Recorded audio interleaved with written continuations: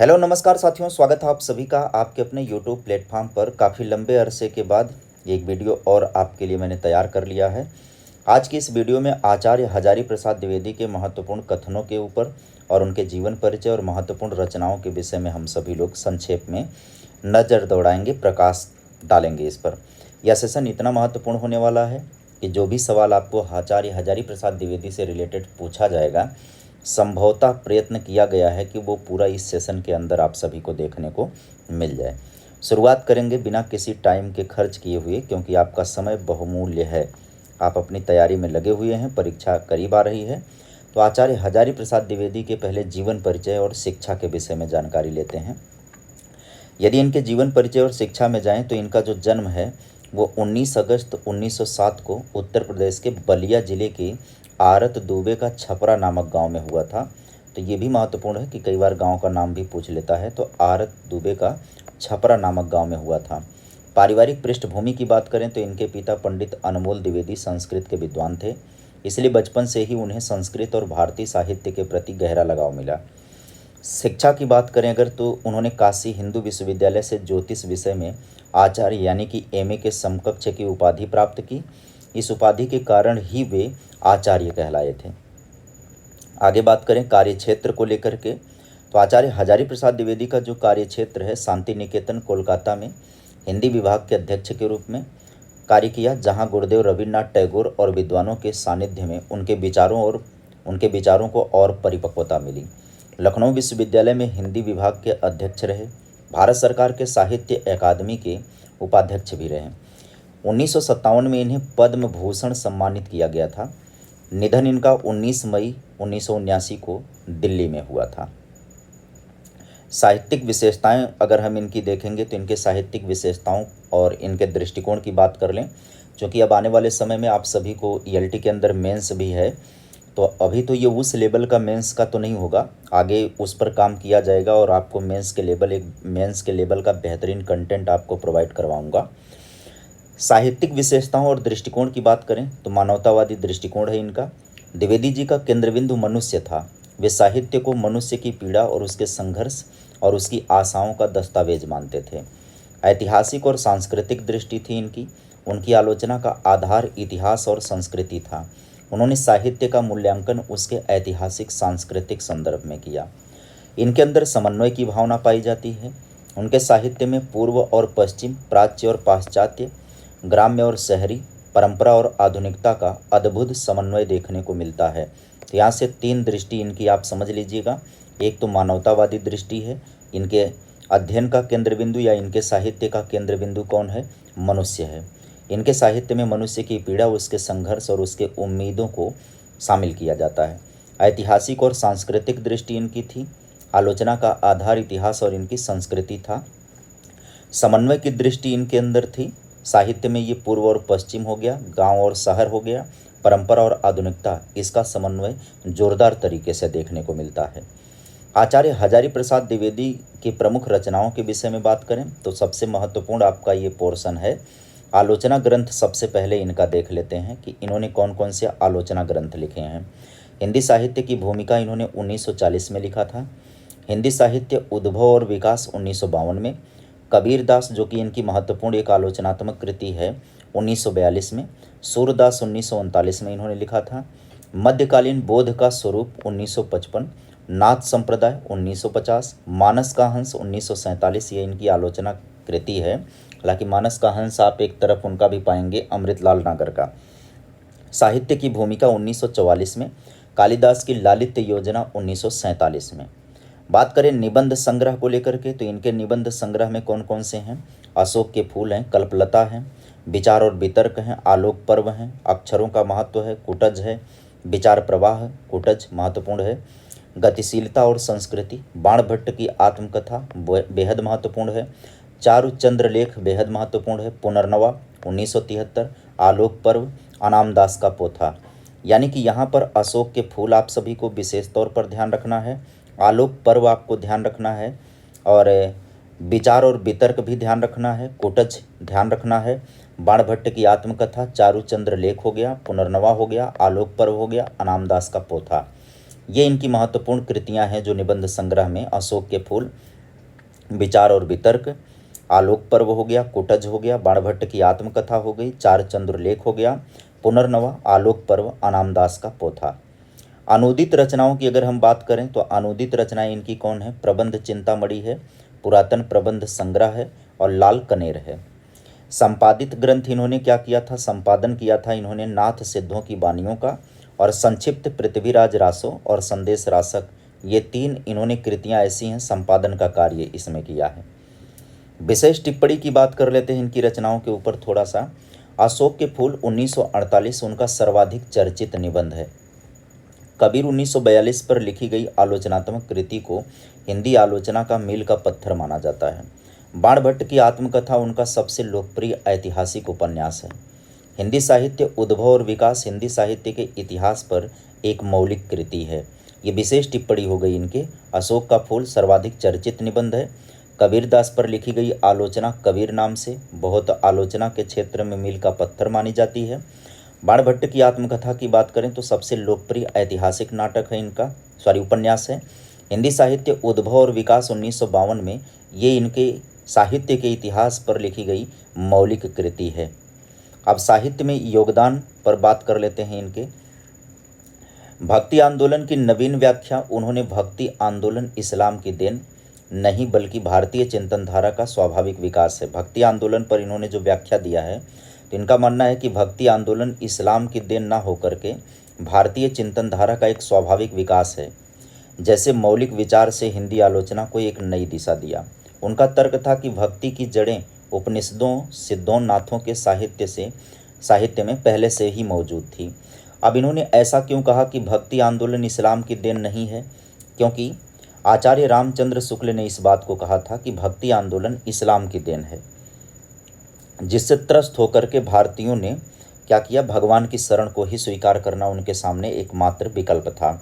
उसी का एक तरीके से विरोध करते हुए कहते हैं कि भक्ति आंदोलन इस्लाम की देन नहीं है बल्कि भारतीय चिंतन धारा का एक स्वाभाविक विकास है। क्योंकि जैसे मौलिक विचार से जब ये हिंदी आलोचना को नई दिशा देते हैं तो उनका ये भी मानना है कि जो भक्ति की जड़ें हैं ना, वो हमारे उपनिषदों, सिद्धों, नाथों के साहित्य में पहले भी मौजूद थीं। जो समय भक्ति आंदोलन के प्रारंभ का माना जाता है उस पर इन्होंने टिप्पणी की। काल विभाजन पर विवाद जो था, आचार्य रामचंद्र शुक्ल द्वारा हिंदी साहित्य के आदिकाल को वीरगाथा काल नाम दिए जाने का उन्होंने विरोध किया। उनका तर्क था कि इस काल में केवल वीर रस की ही नहीं बल्कि श्रृंगार, धर्म और दर्शन पर भी रचनाएं हुईं। अतः आदिकाल का नाम अधिक उपयुक्त है, आदिकाल नाम ज़्यादा उपयुक्त है। आदिकाल को रामचंद्र शुक्ल ने क्या कहा था? वीरगाथा काल कहा था। क्यों कहा था? क्योंकि उनका मानना था कि वीर रस की रचनाओं की बाहुल्यता है यहाँ पर। तब इन्होंने उसके विरोध में यह बात कही कि केवल वीर रस की रचनाएं ही नहीं हुई हैं बल्कि श्रृंगार, धर्म और दर्शन पर भी रचनाएं हुई हैं। बेहतर होगा कि आदिकाल को वीरगाथा काल ना कह करके आदिकाल ही कहा जाए। आदिकाल को आदिकाल किसने कहा है? तो ये इसमें जोरदार सशक्त तौर पर अपनी बात रखते हैं आचार्य हजारी प्रसाद द्विवेदी। मध्यकालीन साहित्य के पुनर्मूल्यांकन में इनका क्या योगदान है उस पर एक बार दृष्टिपात करते हैं। उन्होंने कबीर, सूर, तुलसी, जायसी जैसे मध्यकालीन कवियों के व्यक्तित्व और कृतित्व का गहराई से विश्लेषण कर उनके प्रति एक नया दृष्टिकोण दिया। कबीर को उन्होंने बाणी के डिक्टेटर के और तात्विक रूप से विद्रोही कवि कहा। ये सवाल महत्वपूर्ण है। बाणी का डिक्टेटर तो सभी को याद रहता है अक्सर, लेकिन तात्विक रूप से विद्रोही कवि कबीर को किसने कहा है? तो हजारी प्रसाद द्विवेदी ने। तुलसीदास के विषय में वो कहते हैं कि तुलसीदास के राम को लोकनायक की संज्ञा उन्होंने दी। निबंध साहित्य का विकास के विषय में बात करें तो उन्होंने हिंदी में ललित निबंधों की परंपरा को समृद्ध किया। उनके निबंध केवल विचारपूर्ण ही नहीं बल्कि कलात्मक और रोचक भी हैं। ऐतिहासिक उपन्यासों की नई धारा, उनके उपन्यासों में इतिहास को कल्पना के साथ इस तरह पिरोया गया है कि वे केवल घटनाओं का वर्णन नहीं बल्कि उस युग की संस्कृति और चेतना का जीवंत दस्तावेज बन गए। अब आप यहाँ पर ध्यानपूर्वक समझिए एक बात को कि अगर इतनी सी बात कह देगा कि उनके उपन्यासों में इतिहास को कल्पना के साथ इस तरह पिरोया गया है कि वे केवल घटनाओं का वर्णन नहीं बल्कि उस युग की संस्कृति और चेतना का जीवंत दस्तावेज बन गए हैं, यह कथन किसके विषय में है? तो यह हजारी प्रसाद द्विवेदी के विषय में कहा गया है। आगे देखिएगा, आचार्य हजारी प्रसाद द्विवेदी को मानवतावादी आलोचक कहा जाता है क्योंकि इनके अध्ययन के केंद्र में कौन है? मनुष्य है। उनकी सबसे प्रसिद्ध आलोचनात्मक कृति कौन है? कबीर है। उनका सबसे चर्चित उपन्यास कौन सा हो जाएगा? आलोक पर्व। और सर्वश्रेष्ठ निबंध कौन सा हो जाएगा? अशोक के फूल। उन्होंने शांति निकेतन में हिंदी शिक्षण का कार्य किया। उन्होंने भक्ति आंदोलन के संदर्भ में कहा कि अगर इस्लाम नहीं आया होता तो भी यह साहित्य वैसा ही होता जैसा विवादास्पद परंतु मौलिक विचार इन्होंने रखा। वे साहित्य अकादमी के उपाध्यक्ष रहे। 1957 में पद्म भूषण से सम्मानित किया गया था इनको। भक्ति आंदोलन पर इनके महत्वपूर्ण विचारों की बात करें तो इन्होंने कहा कि भक्ति आंदोलन भारतीय चिंतन धारा का स्वाभाविक विकास है या इस्लाम की देन नहीं है। यह कथन आचार्य हजारी प्रसाद द्विवेदी के सबसे महत्वपूर्ण और प्रसिद्ध कथनों में से एक है। इसमें वे भक्ति आंदोलन के स्वदेशी स्वरूप पर जोर देते हैं और इसे इस्लामी आक्रमण के परिणाम के रूप में मानने वाले साहित्यकारों या इतिहासकारों जैसे कि ग्रियर्सन और रामचंद्र शुक्ल की राय का खंडन करते हैं। आगे ये कहते हैं कि मैं जोर देकर कहना चाहता हूँ कि अगर इस्लाम नहीं आया होता तो भी इस साहित्य का 12 आना वैसा ही होता जैसा आज है। यह कथन भी भक्ति आंदोलन के स्वदेशी विकास को प्रमाणित करता है। 12 आना का अर्थ यह है कि अधिकांश यानी कि उसका अधिकांश भाग, अधिकांश हिस्सा। द्विवेदी जी के अनुसार भक्ति आंदोलन भारत की अपनी सामाजिक और धार्मिक परिस्थितियों के कारण उभरा था। हजारी प्रसाद द्विवेदी ने नाई जाति के कबीर को महत्व देते हुए उनके साहित्य को भारतीय चिंतन धारा का स्वाभाविक विकास कहा है। यह कथन कबीरदास के सामाजिक महत्व को दर्शाता है। द्विवेदी जी ने कबीर को केवल एक संत कवि के रूप में नहीं बल्कि भारतीय समाज के एक महत्वपूर्ण विचारक के रूप में देखा। कबीर पर इनके महत्वपूर्ण कथनों की अगर हम बात करें तो इन्होंने कहा कि कबीरदास की भाषा को पंचमेल खिचड़ी और सदुक्कड़ी भाषा कहा जाता है। यह कथन द्विवेदी जी ने नहीं बल्कि रामचंद्र शुक्ल ने कहा था, लेकिन द्विवेदी जी ने कबीर की भाषा के लोक पक्ष और उसके विद्रोह को अधिक महत्व दिया। द्विवेदी जी के अनुसार कबीर का साहित्य सामाजिक क्रांति का प्रतीक था।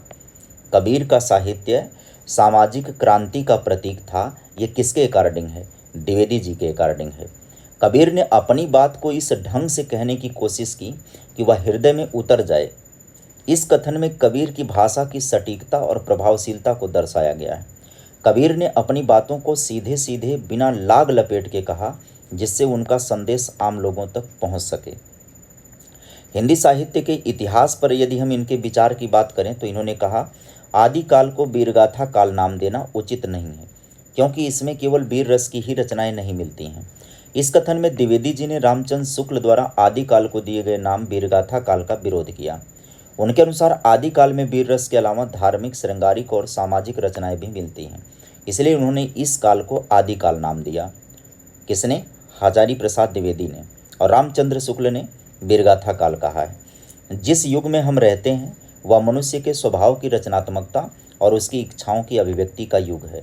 यह कथन साहित्य को मानव स्वभाव से जोड़ता है।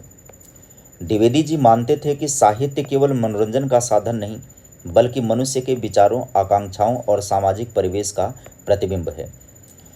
आगे बढ़िएगा। भक्ति काल पर अतिरिक्त कथनों की बात कर लें हम कुछ इनके, तो इन्होंने कहा कि मनुष्य ही साहित्य का लक्ष्य है। यह कथन द्विवेदी जी के मानवतावादी दृष्टिकोण को दर्शाता है। वे मानते थे कि साहित्य का अंतिम उद्देश्य मनुष्य के कल्याण और उसकी जिजीविका को व्यक्त करना है। भारतीय लोकमानस में भक्ति आंदोलन का उद्भव सहज और स्वाभाविक था, जो उत्तर और दक्षिण में फैला था।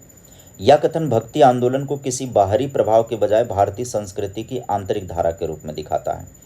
समग्र भारतीय साहित्य में भक्ति काल ही एक ऐसा समय था जब हिंदू मुस्लिम के बीच भाईचारा और एकता का भाव था। यह हजारी प्रसाद द्विवेदी जी ने भक्ति काल के सामाजिक समरसता और सांस्कृतिक समन्वय का काल कहा है।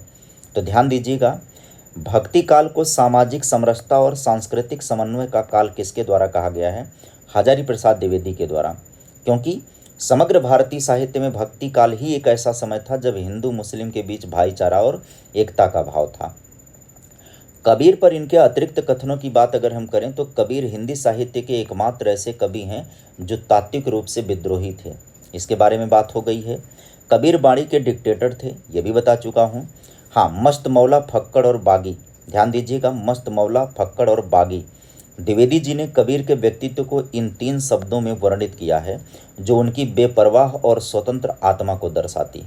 तो यहाँ पर इसको महत्वपूर्ण कर लीजिएगा कि किसने कबीर को 3 शब्दावलियों से वर्णित किया है। मस्तमौला, फक्कड़ और बागी कहा है।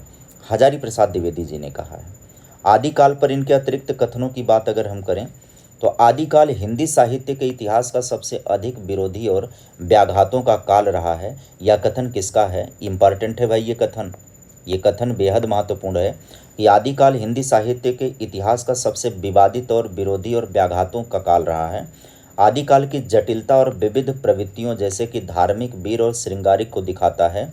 इसी के संबंध में हजारी प्रसाद द्विवेदी ने कहा है कि आदिकाल का साहित्य का इतिहास जो है सबसे अधिक विरोधी और व्याघातों का है। यह युग लोक भाषा और परनिष्ठित अपभ्रंश का काल है। द्विवेदी जी ने आदिकाल की भाषा को केवल अपभ्रंश तक सीमित न मानकर उसमें लोक भाषा के तत्वों को भी महत्वपूर्ण माना। वीरगाथा काल की रचनाएं वीर रस की ही नहीं, उनमें श्रृंगार, भक्ति और उपदेशात्मकता भी है।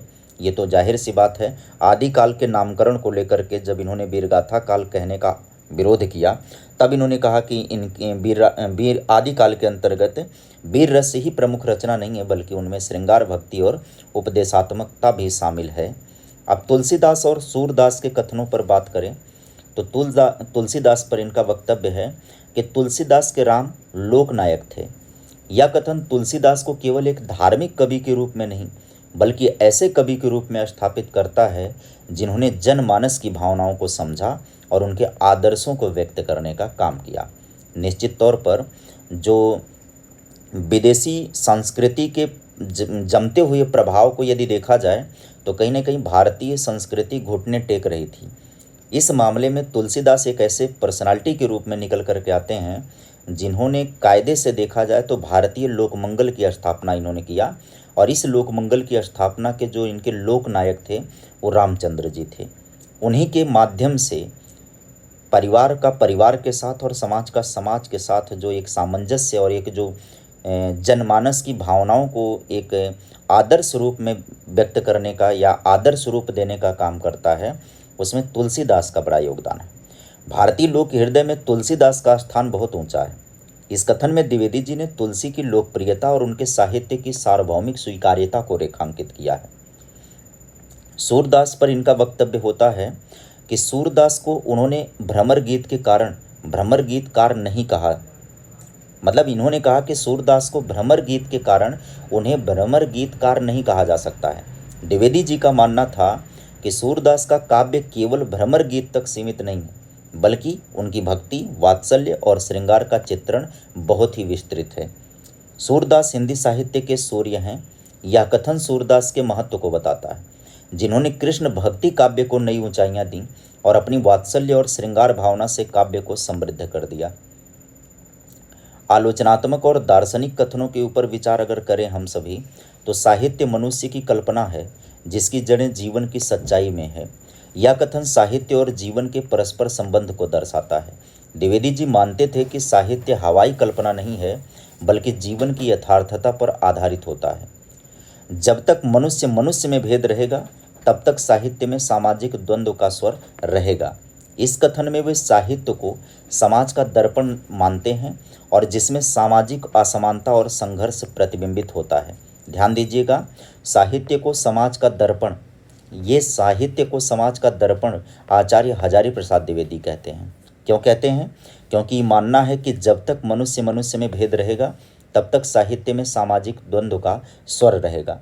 यानी समाज में यदि आपस में लोगों में भेद रहेगा तो साहित्य में वो द्वंद्व दिखाई पड़ेगा, और यदि समाज में मनुष्य और मनुष्य में आपसी प्रेम होगा, तालमेल होगा, तो साहित्य में सामंजस्य का स्वर दिखाई पड़ेगा। साहित्य अपने युग की आत्मा का प्रतिबिंब होता है। यह कथन साहित्य को काल विशेष की सामाजिक, सांस्कृतिक और राजनीतिक परिस्थितियों का वाहक मानता है। यह भी कथन किसका है? आचार्य हजारी प्रसाद द्विवेदी जी का कथन है। अब यहाँ पर आगे बढ़ते हुए हम सभी लोग निबंधों से कुछ इनके उद्धृत कथनों के बारे में बात कर लें। जैसे अशोक के फूल में, दुनिया में सब कुछ बदलता है लेकिन कुछ चीज़ें नहीं बदलती, जैसे अशोक के फूल का सौंदर्य। इस कथन के माध्यम से वे भारतीय संस्कृति के अविनाशी स्वरूप को दर्शाते हैं। ध्यान दीजिएगा, ये जो कहते हैं ये कि दुनिया में सब कुछ बदलता है लेकिन कुछ चीज़ें नहीं बदलती हैं, जैसे अशोक का फूल का सौंदर्य नहीं बदलता। इसके माध्यम से भारतीय संस्कृति के अविनाशी स्वरूप को इन्होंने समझाया है। अशोक की यह मस्ती और उसका यह सौंदर्य मेरे हृदय को उन्मत्त कर देता है। इस पंक्ति में द्विवेदी जी ने अशोक के फूल को एक प्रतीक के रूप में उपयोग किया है, जो भारतीय संस्कृति की जीवंतता और अमरता को दिखाता है। कोटज इनकी एक महत्वपूर्ण रचना, उसके संबंध में बात करें तो मनुष्य की महिमा ही यह है कि वह जिजीविषा यानी जीने की इच्छा को जगाए और उसका प्रचार करे। इस कथन में कुटज के माध्यम से द्विवेदी जी ने मनुष्य के संघर्ष और जीने की लालसा को रेखांकित किया है। कुटज कभी हार नहीं मानता। यह कथन संकल्प और दृढ़ता का प्रतीक है। कुटज के फूल को वे मनुष्य की उसी जिजीविषा का उदाहरण मानते हैं जो हर परिस्थिति में जीवित रहने का प्रयास करती है। हिंदी साहित्य इतिहास और काल विभाजन के विषय में, तो हिंदी साहित्य को आदिकाल नाम देना ही उचित है। अब हम संक्षेप में रिवीजन कर लें। आदिकाल में वीर गाथात्मक रचनाओं के साथ धार्मिक, श्रृंगारिक और लौकिक साहित्य भी प्रचुर मात्रा में है। मैं वीर गाथा काल नाम से सहमत नहीं हूँ, बल्कि उसके जगह आदिकाल नाम का प्रयोग करता हूँ। लोक प्रवृत्तियों का उद्भव आदिकाल से ही माना जाना चाहिए। हिंदी साहित्य का इतिहास लोक हृदय के विकास का इतिहास है। महत्वपूर्ण करते चलिएगा इसमें। समग्र हिंदी साहित्य में भक्ति काल ही एक ऐसा समय था जब जनता में स्वाधीनता का भाव पैदा हुआ। भक्ति आंदोलन भारतीय चिंतन धारा का स्वाभाविक विकास है जो दक्षिण से आया था। मैं जोर देकर के कहना चाहता हूं कि अगर इस्लाम ना आया होता तो इस साहित्य का 12 आना वैसा ही होता जैसा आज है। अगला रिवीजन करते हैं। आदिकाल अत्यधिक विरोधों और व्याघातों का युग है। ये किसके द्वारा कहा गया? हजारी प्रसाद द्विवेदी। आदिकाल को अपभ्रंश का बढ़ाव या विकसित रूप कहा है, हजारी प्रसाद द्विवेदी ने। यह पुष्य संभवतः अपभ्रंश का प्रसिद्ध कवि पुष्पदंत है, जिसका आविर्भाव 9वीं सदी में हुआ। हमीर शब्द अमीर का विकृत रूप है। हमीर रासों पर अगर बात करें तो जिसमें हमीर शब्द पर चर्चा हुई है उसमें इनका मानना है कि हमीर शब्द जो है अमीर का विकृत रूप है, जो किसी पात्र का ना होकर विशेषण के रूप में प्रयुक्त हुआ है। दोहा या दूहा अपभ्रंश का अपना छंद है, उसी प्रकार जिस प्रकार गाथा प्राकृत का अपना छंद है। विद्यापति श्रृंगार रस के सिद्ध वाक कवि हैं। ये किसके द्वारा कहा गया? हजारी प्रसाद द्विवेदी। उन्होंने भक्ति आंदोलन को लोक जागरण कहा है। किसने? हजारी प्रसाद द्विवेदी ने।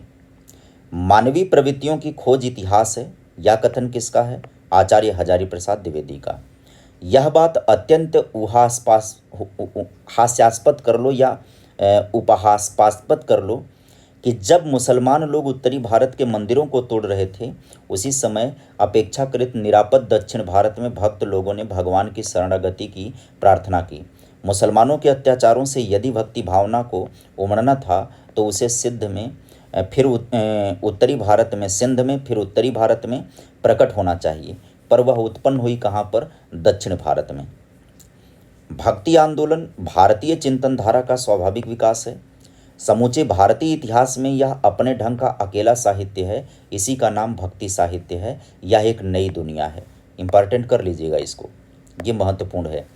लेकिन जोर देकर कहना चाहता हूँ, ये तो कई बार हो गया है, बौद्ध तत्ववाद लोक धर्म का रूप धारण या ग्रहण कर रहा था, जिसके निश्चित चिन्ह हम हिंदी साहित्य में पाते हैं। इन चिन्हों से युक्त साहित्य ही भक्ति आंदोलन है। यह भी बहुत महत्वपूर्ण कथन है। आगे देखते हैं हम सभी लोग। नाथ पंथ या नाथ संप्रदाय के सिद्ध मत, सिद्ध मार्ग, योग संप्रदाय, अवधूत मत एवं अवधूत संप्रदाय का नाम भी प्रसिद्ध है। भक्ति आंदोलन के पूर्व सबसे शक्तिशाली धार्मिक आंदोलन गोरखनाथ का भक्ति मार्ग ही था। गोरखनाथ अपने युग के सबसे बड़े नेता थे।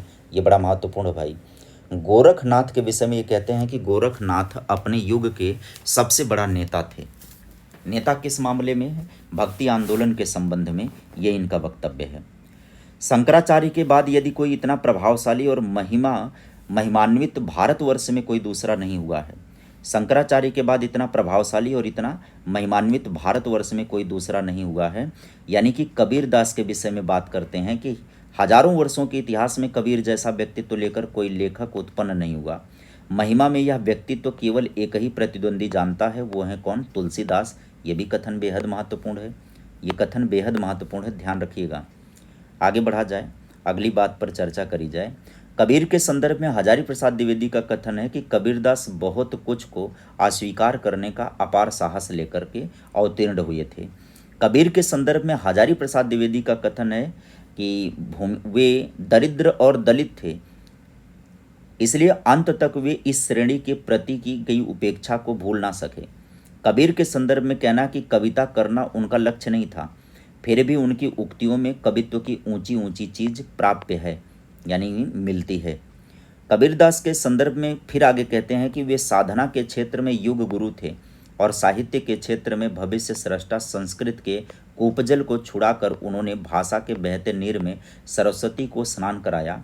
उनकी भाषा में बहुत सी बोलियों का मिश्रण है, क्योंकि भाषा उनका लक्ष्य नहीं था और वो और अनजान में हुई वे भाषा की सृष्टि कर रहे थे। ये कबीरदास के विषय में है। आगे कहा जाए कि सच पूछा जाए, आज तक हिंदी में ऐसा जबरदस्त व्यंग्य लेखक पैदा ही नहीं हुआ। उनकी साफ चोट करने वाली भाषा, बिना कहे वह सब कुछ कह देने वाली शैली और अत्यंत सादी किंतु अत्यंत तेज प्रकाशन भंगी अनन्य साधारण है।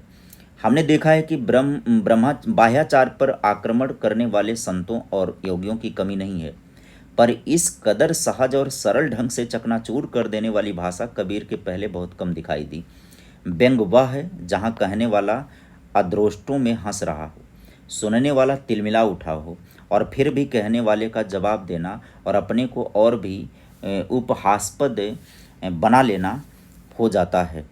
कबीर की पूर्ववर्ती सिद्ध और योगी लोगों की आक्रामक उक्तियों में एक प्रकार की हीन भावना की ग्रंथि या इंफीरियरिटी कॉम्प्लेक्स पाया जाता है। वे मानो लोमड़ी के खट्टे अंगूरों की प्रतिध्वनि है, मानो चिलम ना पा सकने वालों में आक्रोश है। उनमें तर्क है, लापरवाही नहीं, आक्रोश है पर मस्ती नहीं, तीव्रता है पर मृदुलता नहीं, जबकि कबीरदास का सर्वप्रधान गुण रस एक जीवन है। इसलिए अक्खड़ता कबीरदास का सर्वप्रथम गुण नहीं है। आगे बढ़िएगा। ऐसे थे कबीर, सिर से पैर तक मस्त मौला, स्वभाव में फक्कड़, आदत से अक्खड़, भक्त के सामने निरीह, भेषधारी के आगे प्रचंड, दिल के साफ, दिमाग के दुरुस्त, भीतर से कोमल, बाहर से कठोर, जन्म से अस्पृश्य और कर्म से वंदनीय। सूरदास ही ब्रजभाषा के प्रथम कवि हैं और लीला गान का महान समुद्र सूरसागर में है। सूरदास जब अपने विषय का वर्णन शुरू करते हैं तो मानो अलंकार शास्त्र हाथ जोड़कर उनके पीछे दौड़ा करता है। उपमाओं की बाढ़ आ जाती है और रूपकों की वर्षा होने लगती है। संगीत के प्रवाह में कवि स्वयं बह जाता है। ये सूरदास के ऊपर बेजोड़ कथन किसका है? आचार्य हजारी प्रसाद द्विवेदी का है। आगे इन्होंने कहा कि लोकनायक वही हो सकता है जो समन्वय कर सके, क्योंकि भारतीय जनता में नाना प्रकार की परस्पर विरोधी संस्कृतियां, साधनाएं, जातियां, आचार निष्ठा और विचार पद्धतियां प्रचलित हैं। बुद्धदेव समन्वयकारी थे, गीता में समन्वय की चेष्टा है और तुलसीदास भी समन्वयकारी थे। तुलसी का सारा काव्य समन्वय की विराट चेष्टा है। ये बड़ा महत्वपूर्ण कथन है। तुलसीदास रामचरितमानस के लोक से शास्त्र का, संस्कृत से भाषा का और सगुण से निर्गुण का, ज्ञान से भक्ति का, शैव से वैष्णव का, ब्राह्मण से शूद्र का, पंडित से मूर्ख का, गृहस्थ से वैराग्य का समन्वय है। अब इतनी महत्वपूर्ण परिभाषाएं हो गई, इतने महत्वपूर्ण कथन हो गए और ये सारे कथन हजारी प्रसाद द्विवेदी के हमने जितने भी महत्वपूर्ण हो सकते हैं, जो आपकी परीक्षा में पूछे जा सकते हैं, वो सभी हम लोगों ने इस सेशन में कंप्लीट कर लिया। एक गुजारिश होगी आप सभी लोगों से, यदि आप चैनल पर आ रहे हैं तो निश्चित तौर पर चैनल को सब्सक्राइब कर दें, वीडियो को लाइक कर दें। यदि कोई विशेष सुझाव देना चाहते हैं तो आप वीडियो के नीचे कमेंट अवश्य कर दें। स्वागत रहेगा आपके सुझाव का। और लाइक शेयर करना और पसंद करने के साथ साथ आप ना सब्सक्राइब ज़रूर करिएगा।